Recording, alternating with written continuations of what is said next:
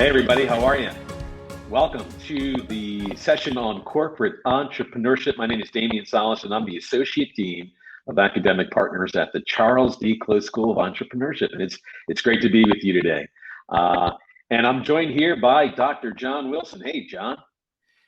Damian, really great to be here. Thanks for having me. I'm Dr. John Wilson, and I'm a teaching professor in the Charles D. Close School of Entrepreneurship as well. And John, today we're gonna take a nice deep dive into corporate entrepreneurship. We're gonna talk about what it is, what it's not, and why it's important today. Right? I mean, today, literally right now, it's critical to looking at growth. So, Dr. Wilson, let's kick it off right there. What is corporate entrepreneurship, and why do we need to know about it today?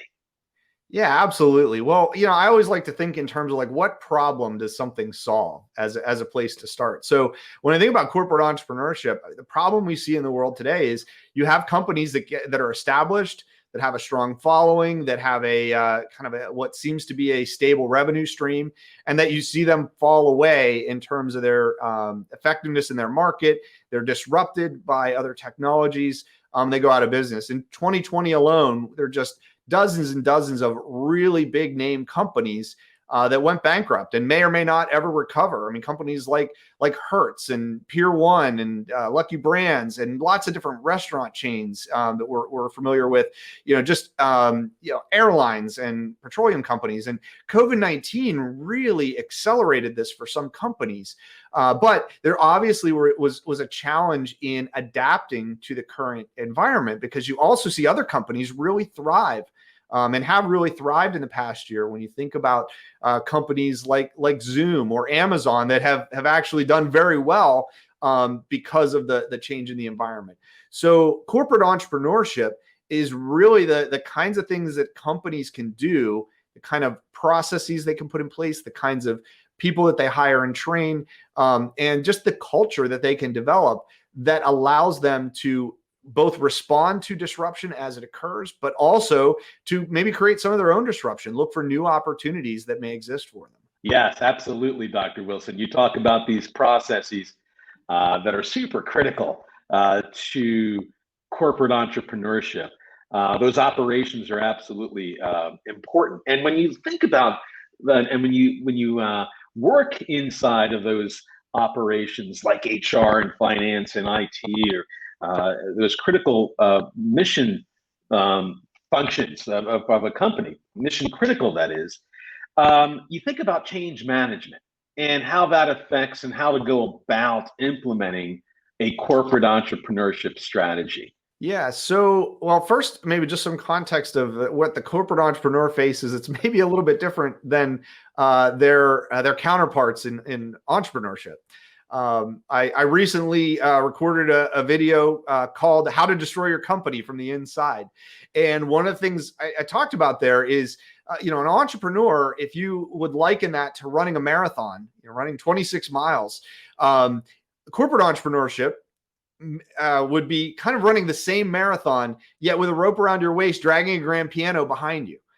Because for the corporate entrepreneur, it's not just the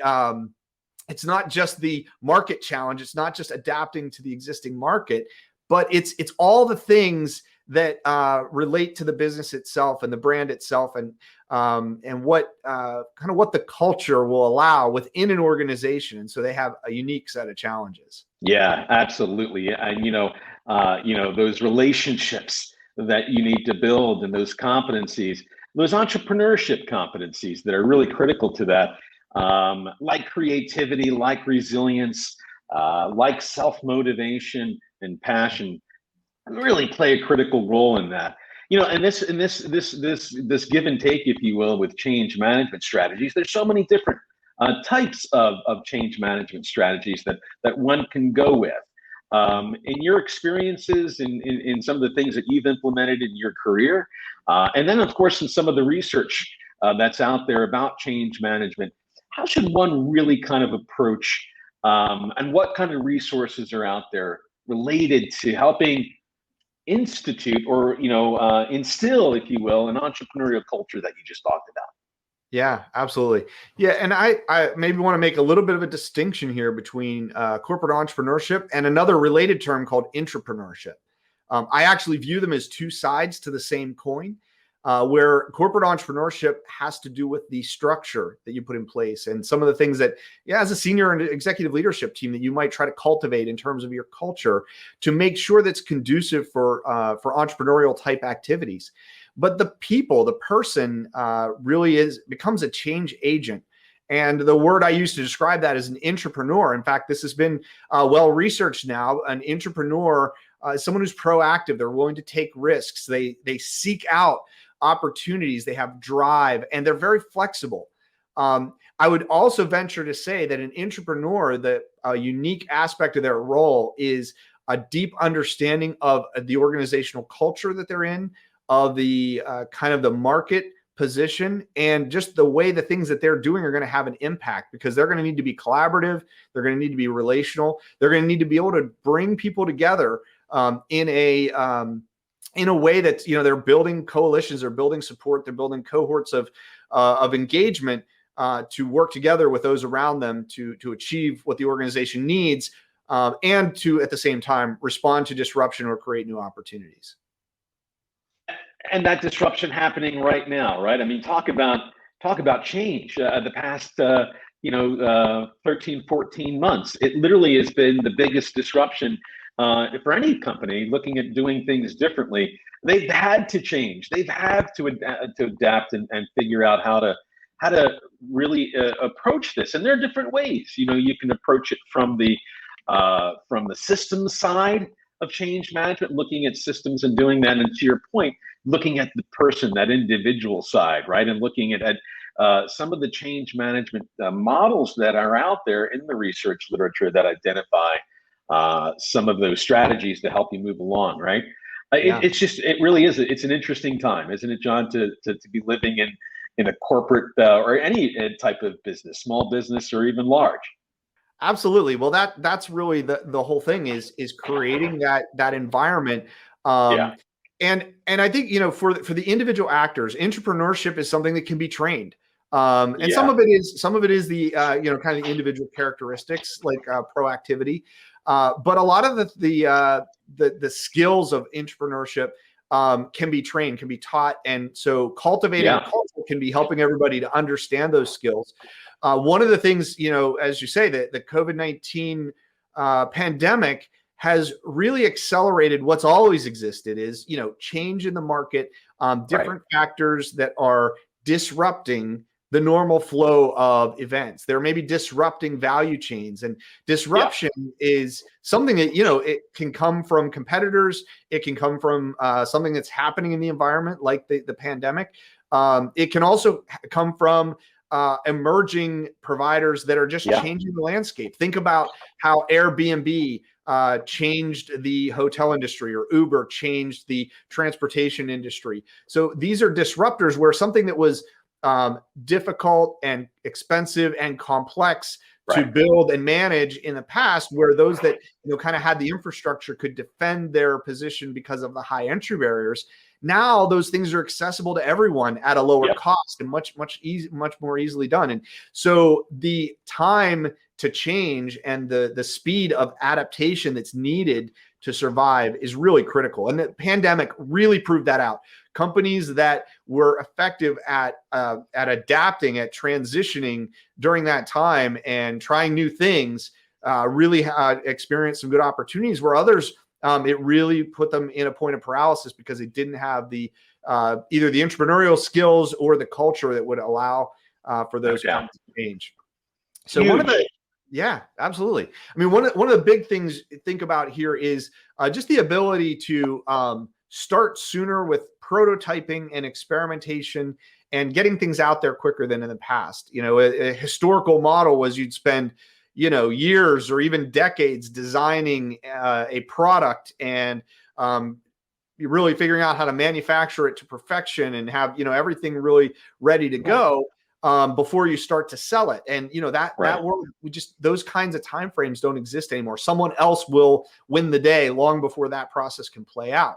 So being able to prototype and to experiment and to build on those experiments, pivoting and persevering, as Eric Ries describes it in Lean Startup, along the way, so that you're able to bring some value to customers all along the way. You're solving the problem or a problem to some degree along the way.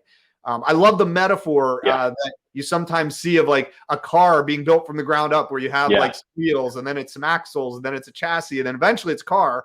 And all the way along, the customer's very unhappy until the end, and then it's like, ooh, a car. That's right.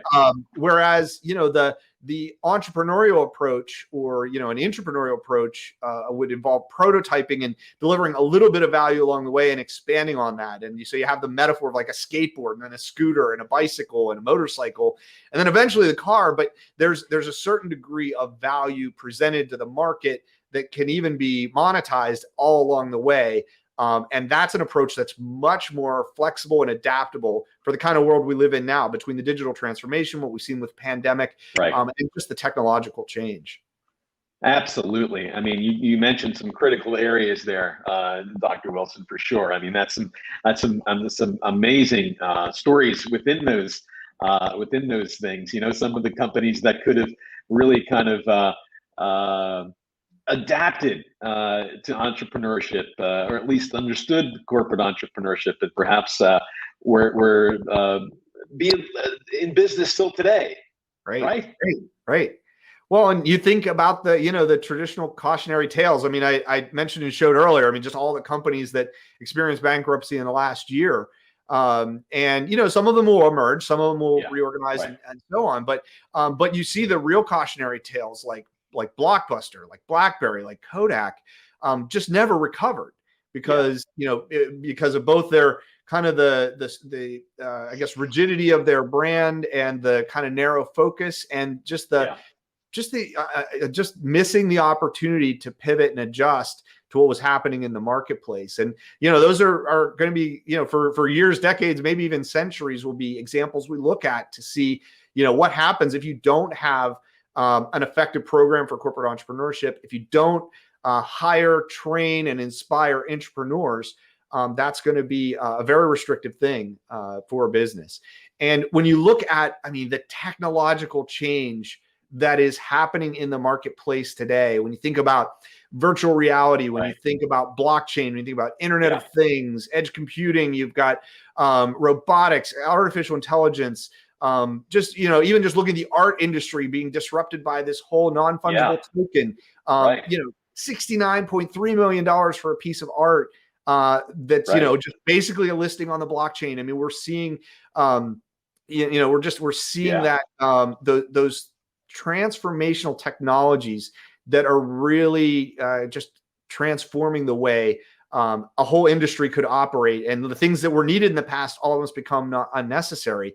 Businesses that are able to make that adaptation can take advantage of that change rather than being overrun by it, like some of the examples we mentioned before. 100%, John. And, you talk about that training and those critical skills needed, right? I mean, I wrote a blog post recently in LinkedIn that talks about the essential growth worker. And it takes a look at a historical perspective. You think, in fact, what I talk about, I wrote it a couple of months ago. We were looking at, what this growth would look like in the post-pandemic era. And lo and behold, we're there now. Because corporate entrepreneurship, to your point, your definition, talks about internal processes, talks about developing new products and new ideas. And all that is centered on this whole idea of growth. Yes. Yeah. And so you need talent. You mentioned talent and training talent. And so, when you think about an essential growth worker, it really, it looks at an opportunity that seemingly is here today, those individuals who are going to be needed to help a company grow, particularly in a post-pandemic world. But in reality, they've always been there, right? And in the article, I talk about the last pandemic we went through in the 20s, and what happened after that. We all know we roared. I mean, we were roaring until the 20s, until of course the collapse in the late 20s there with the great collapse. But before that, the economy was booming, and there was, you see the pictures of lavishness and the parties, but what you don't see are all the people, the workers that were required. Think about it. I mean, it was a huge a part of our success, if you will, coming out of the pandemic. They were as essential during or after the pandemic as those workers were during it. And so today you see that. You see those folks, right? They're critical to the front lines of your operations. Corporate entrepreneurship looks at, as we mentioned, looks at innovation within internal processes. Those individuals that run those internal processes are folks we know, right? They're the IT folks, the HR folks, the operations folks, the admin folks, front lines of the operations. And too often, those folks are left out of the skills training that corporate entrepreneurship is seeing. I'm sure in your experiences, and well as my experiences in the corporate world, when you look at innovation training, it's a higher level training for executives or senior managers or managers in general. It's good to look at those frontline operations folks. Imagine training those frontline operations folks in skills of creativity, resilience. Those are critical to growth. They're going to be critical to what we do as a world to grow out of this pandemic. And there really are going to be an area, I think, for an opportunity for a lot of us in retail, industry, whatever industry. So it's a really interesting time to be kind of working through this. Well, and a risk can be to just view, the solution is, we'll go hire a few good intrapreneurs or train a few people to be entrepreneurial. I mentioned Eric Ries earlier, a more recent book than Lean Startup is One Startup Way, where Eric Ries said, a modern company is one in which every employee has the opportunity to be an entrepreneur. It respects employees and their ideas at a fundamental level. So this is not something where it's about hiring a few people or training a few people. It's about really infusing a mindset of entrepreneurial thinking to the whole organization. And whether that's, like you say, in retail or manufacturing or the healthcare industry, being able to adapt to the volatility and uncertainty in the world around. We've all heard the term VUCA: volatile, uncertain, chaotic, and ambiguous. That is the world we live in. We really saw it punctuated by the pandemic, but it was the world that was already here. And the only thing holding it back is just sort of the sluggish nature of the digital transformation. And the pandemic has completely really accelerated that process as well. So just seeing how this type of a process can have a huge impact on businesses that adopt it. It's going to be a differentiator, a competitive advantage, and it may be an existential necessity. Absolutely. There's no doubt about it, right? I mean, I think to be able to sustain or support the growth that companies are seeing now, at least in the very short term, for sure, to sustain it even long term, they're going to need to look at these strategies that you're talking about here. So corporate entrepreneurship then is how we just kind of looked at it at a very high level, looks at those products development. It looks at internal development as well, all towards solving problems in this mindset of growth, in this growth mindset, right? So how does a company really kind of approach this, Dr. Wilson? How do you convince this company to take these types of chances? There's a few things. I think one, you can't ignore the element of employee empowerment. So empowering employees closest to problems to be able to approach them in adaptable and entrepreneurial ways are important. But I think you also have to train those individuals to know what to do and how to do that. So I think that's part of it. I think the other thing that companies that are very successful at exploring new business opportunities or reinventing themselves are those that have some kind of a in-house program for innovation, for incubation, for research and development, whatever you want to call that.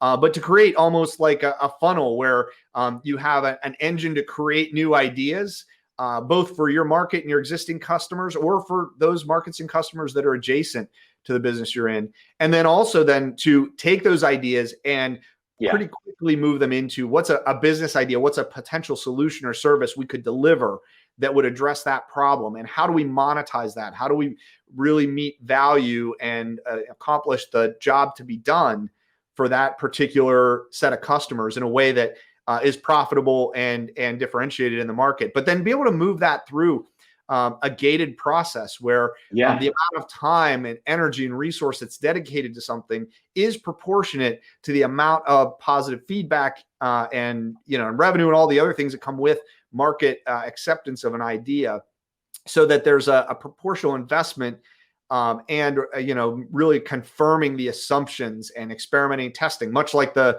metaphor of the car versus the skateboard type approach. Right. Yeah. Yes, absolutely, no doubt about it. I mean, you say that. I mean, and there's no doubt there's a technicality to what you're talking about. Bringing something to commercialization is a process.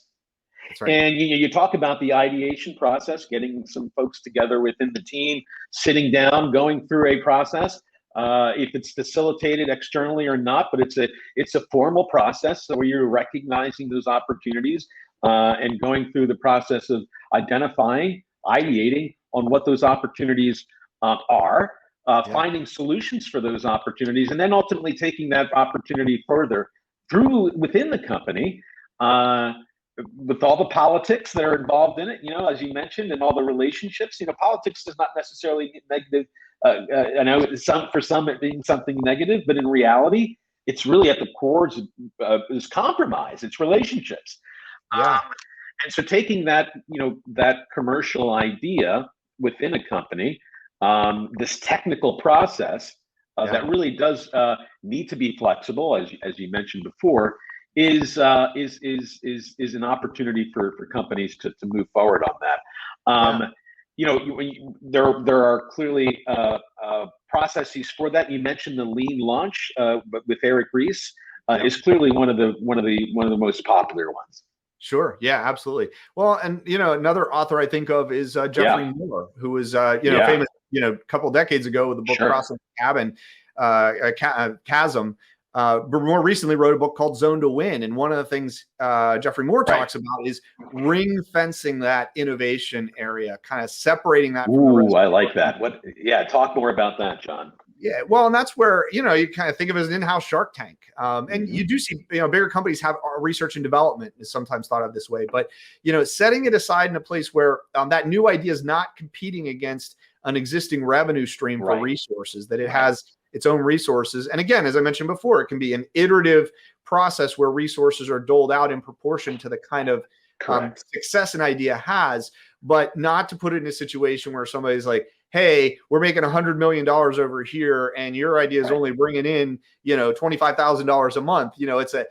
Well, who's going to win in that situation? Of course, the incumbent.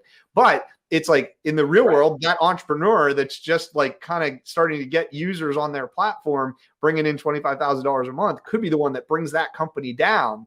And so, having that in your own environment, but also creating that scenario where those intrapreneurs can really work through an idea, build a business model, build a strategy, start to gain traction, really perfect the product to the point that, by the time it is a substantial revenue stream that is going to disrupt the rest of the business, the executive leadership can figure out how to infuse that throughout the rest of the organization and do it in a way that doesn't cause harm to others that, have a vested interest in some of the existing product lines, but also recognizing that in the bigger picture, the longer term future and sustainability of the business is going to depend on the ability to adapt and to infuse new technologies or to even disrupt itself, destroy the company from the inside, as I absolutely.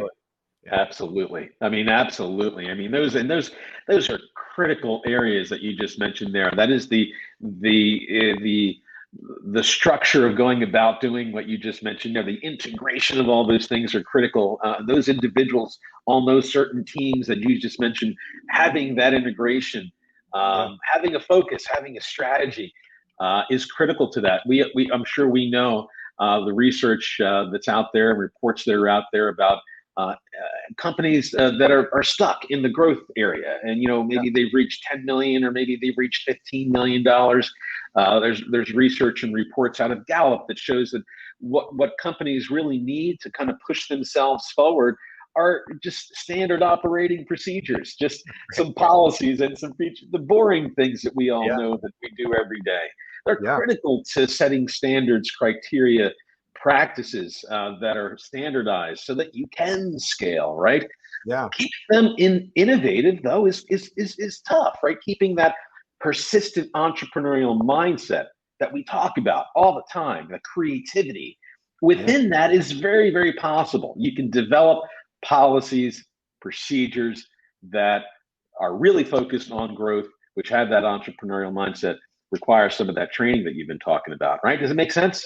Absolutely. Well, and that makes me think of Derek Lido, who's written a book called Leading Startups, and talks about 4 stages of development for a business. And, of course, an existing business may think, well, we're already a big company. Well, that new idea that's being kind of developed and cultivated, that is like a startup, and it needs to go through those 4 stages in order, which is, the first is customer validation. Like, is there a group of customers out there that has a problem that we understand and we could create a solution for, getting that validation? And then the next is operational validation. To your point, it's like, do we have the operational capacity to consistently deliver that value to that group of customers? Do we have the standard operating procedures, processes, infrastructure, and getting that validation? And then the third stage is financial validation. Is like, does the monetization model of the business support growth and scale for the future? And then ultimately getting to that 4th stage, which is self-sustainability, the ability to not only continue to take and grow that idea, but to then start to generate and cultivate new ideas, either for that same group of customers or adjacent groups of customers, that continues to bring value and expand value, and to make it really, something where people want to spend more money with the company, and those revenue streams grow, whether through word of mouth, whether it's through existing customers doing more.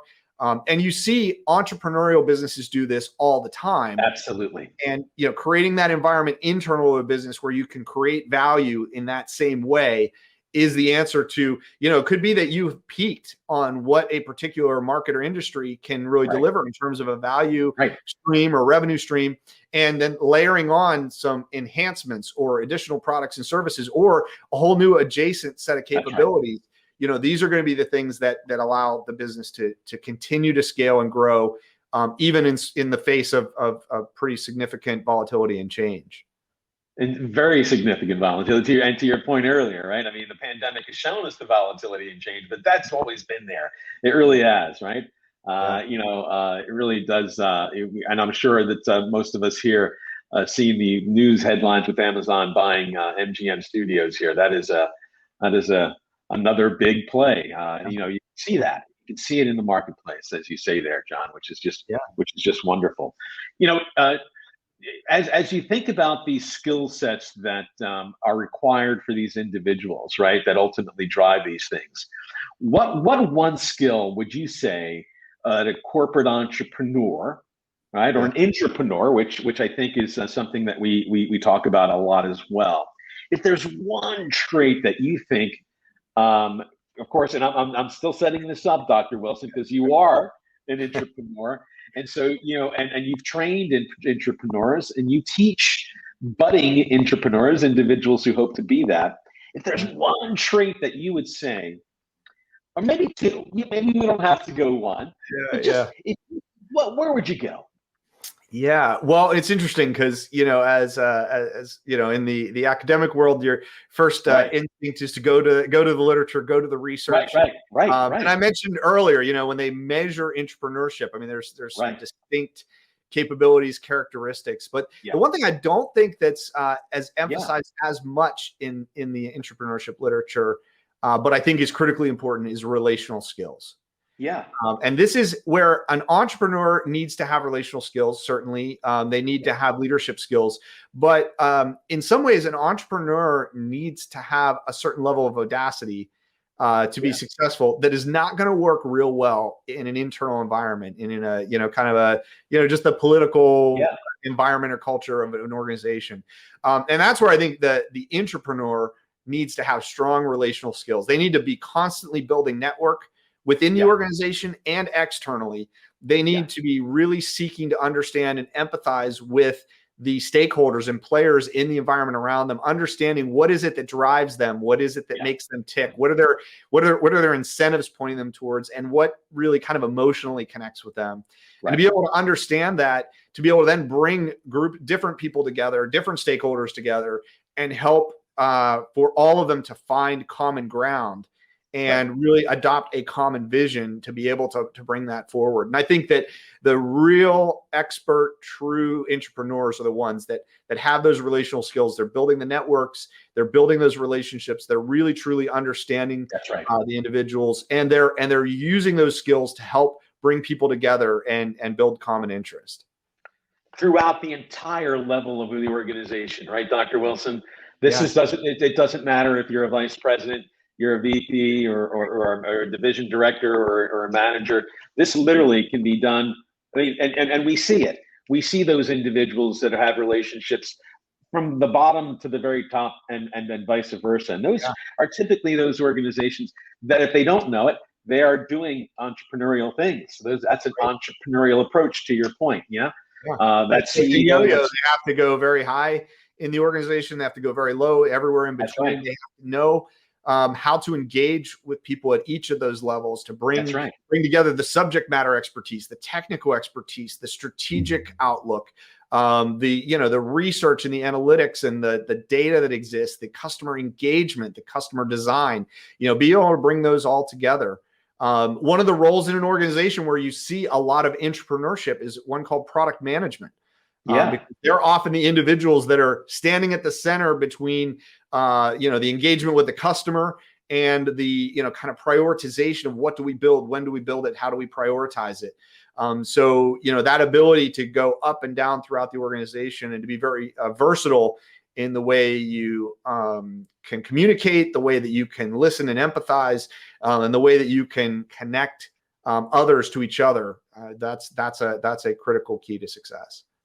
And it's the same with nurses. You see, that category of individual, professional, very much defines what a nurse is. Correct? That front line, they're directly providing the service, but clearly have a connection to the clinical areas of the organization and have metrics and have deliverables from there as well. It perfectly fits that profile as well. Yeah, absolutely. Well, in fact, I mean, it's a perfect example. I described product management, which is something you see in the technology space, but nursing fits, in a medical situation of any kind. It's that connection point to the patient. That engagement, understanding what's happening, what's maybe changing in the patient experience or expectation. At the same time, often playing a critical role in developing policy and developing procedures, and even interacting, in terms of the, kind of the strategy of the organization. How do we differentiate from others that are out there?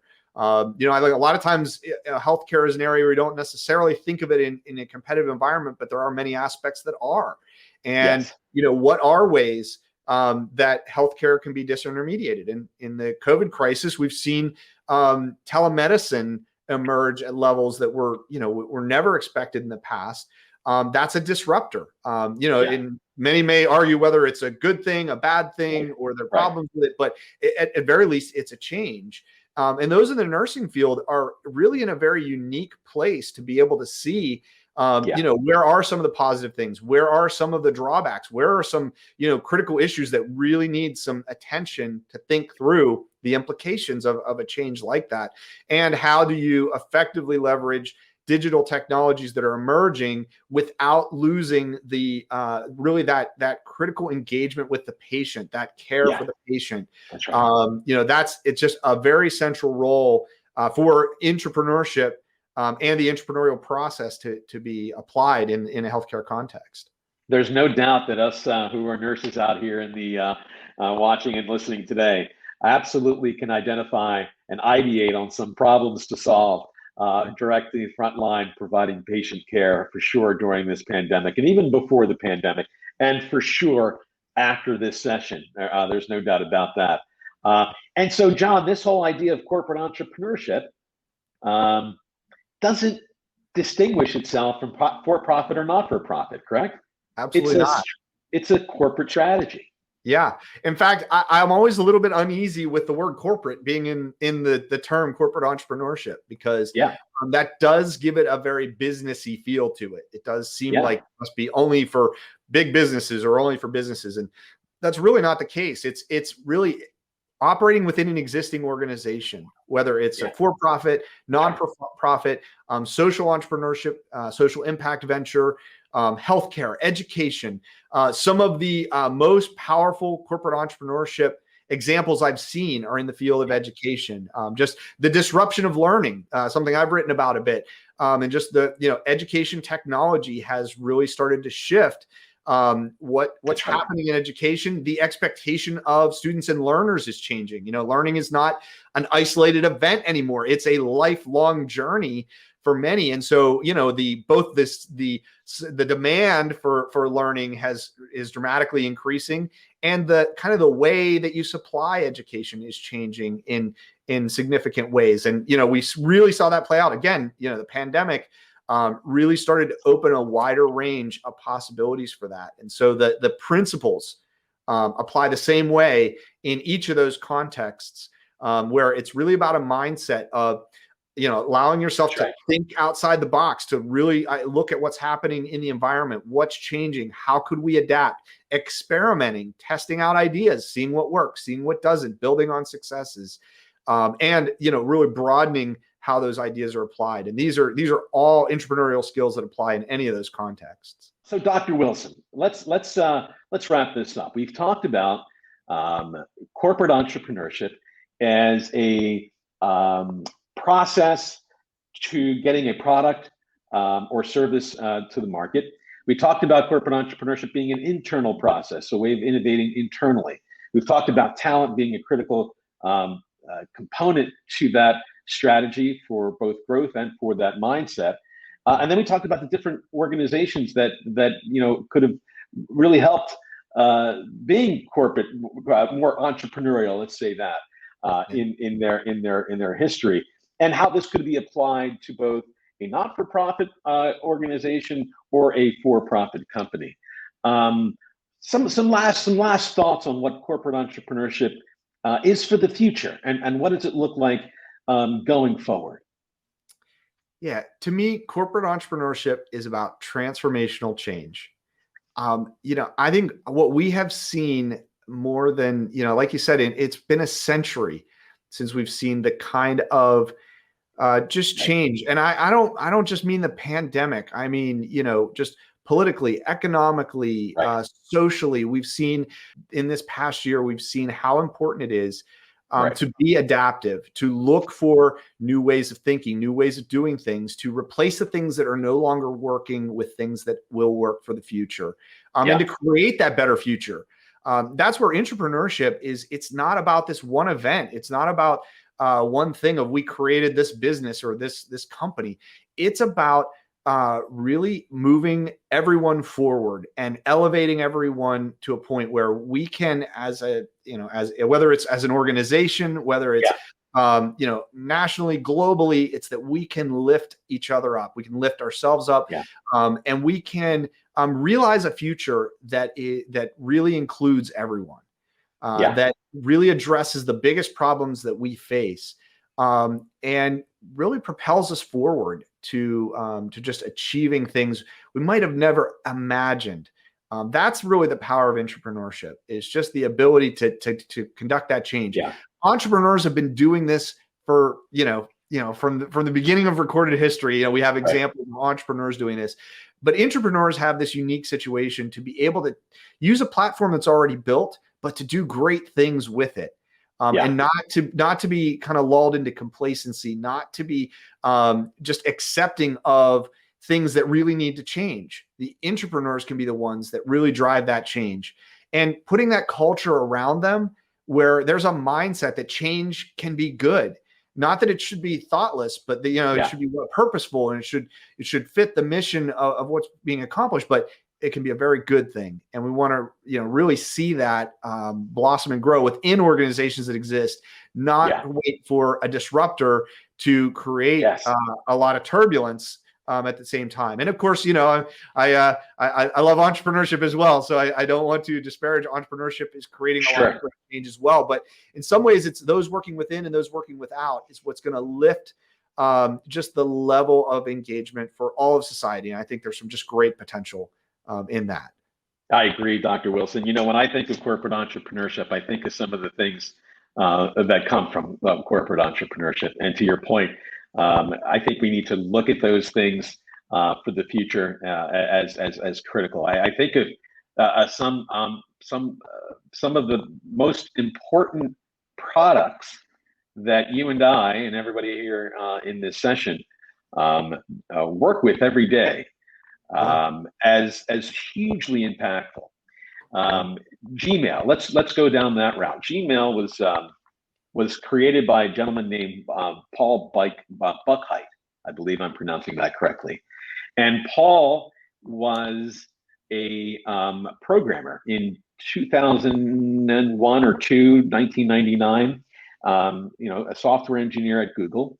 And at the time, Google had the very famous 70-20-10 policy. 70% of your time has to be working directly towards your job description, whatever it says on the piece of paper. 20% could be kind of connected to it, but not necessarily directly associated with that. 10% you can do whatever you want at Google. And we know the famous Googleplex, you know, they had laundry and they had volleyball courts and et cetera, et cetera. Well, Paul was a software engineer, clearly frustrated with his, I believe, Hotmail at the time, because that's what we all had, if you remember 1999, 2000. And it was limiting, right? I mean, it had its limits. Yeah. Paul created this thing called Gmail. It was an internal corporate product. Think about that. Everybody, do you know someone who doesn't have Gmail, John? I don't. No. I mean, the clergy have it, astronauts have it, kids have it, teachers have it, you have it, everybody has Gmail. That's clearly a huge example. There are other examples of individuals who created something internally. I think of K-Cups. K-Cups was an actual invention internally. I mean, think about K-Cups and where that is. That was an internal innovation. The machine was there and they developed that K-Cup, and that clearly is. So there are examples. These examples clearly will need to be something that a company is going to be doing in the future to make that impact that you just talked about there. There's an opportunity for everyone within the company to make that impact that we just talked about there, absolutely in the future. Absolutely. Well, and I think for this audience, when you think about biotech and the biotech industry, just the kinds of revolutionary change that have happened in just recent years, you know, the introduction of nanotech, the robotic surgery. I mean, there's so many things. And of course, you know, it's so hard to create a product for this space because there's so many implications often to the technology, but to be able to kind of work through that as you experiment and get the technology to work and to, you know, to really change just the health profile of individuals. I mean, it's just so exciting. It is. Think about these things that, you know, we could, you know, I thoroughly believe in our lifetime, we could see the end to major diseases, you know, cancer and different things like that, or injuries that have been debilitating in the past that could, you know, can become less of an event as we, you know, find ways to maneuver past the impact of these. I mean, just so much potential that both entrepreneurs and intrapreneurs can bring to the table, and anyone that's in you know, just close to a particular environment has the ability to apply these skills and to really drive forward that kind of change that can lift the human experience and also create new opportunities that are beneficial to society and can create jobs, revenue, profits, and so forth. So we hope we've given you all the skills, at least some areas to think about. So hopefully some empowerment where you're thinking about some of these things and want to explore further. And with that, Dr. Wilson, where can they go to check some things out? Are there some general areas? Maybe we can put some things in our chat here and some of the articles that we mentioned. But absolutely. Just generally speaking, where could these folks go to kind of look and explore some areas more? Yeah, absolutely. We'll publish a number of different articles, those we've written, those we've curated. So lots of content out there that you can look at to explore this. If you haven't read, we mentioned both of Eric Ries's books, The Lean Startup and The Startup Way. Strongly recommend those for anyone who's really interested in kind of getting initially exposed to some of these things. Of course, lots of additional resources from there. We'll include our contact information. Feel free to reach out to us, and we'll provide more information or connect with us on LinkedIn and so forth. But it's really been great to be here. Thanks, Dr. Salas, for having me, and really glad we're able to participate with this discussion. Fantastic. Thank you, Dr. Wilson. I've really enjoyed this. Excellent. Have a great day. You too.